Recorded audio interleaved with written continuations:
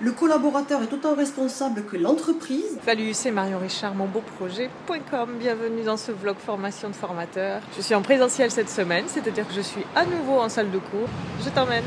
Zakia, est-ce que tu veux bien te présenter? Je suis chargée de formation et de développement pour l'organisme de formation, donc Marie-Jules RH. Tu es une des formatrices de la formation. On a évoqué la question de la co-responsabilité. Depuis la fin des années 90, début des années 2000, l'Europe met en place ce principe de co-responsabilité. Le collaborateur est autant responsable que l'entreprise dans le cadre de son évolution professionnelle, d'où l'émergence du DIF, qui se traduit aujourd'hui au fur et à mesure des évolutions par le compte personnel de formation. Le fameux CPF. Ça veut dire que le collaborateur est autant responsable de sa trajectoire.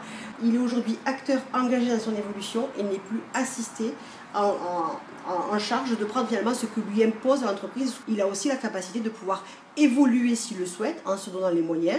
Il existe plusieurs dispositifs, dont notamment le CPF. Et le compte personnel d'activité, quelle est la nuance par rapport au compte personnel de formation? Le compte personnel d'activité inclut le compte personnel de formation.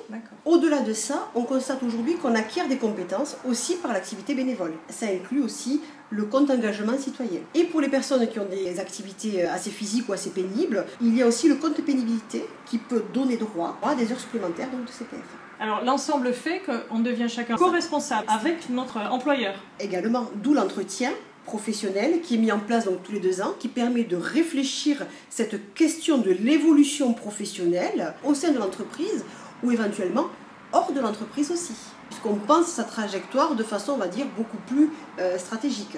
On va vivre des parcours professionnels au sein d'une vie active.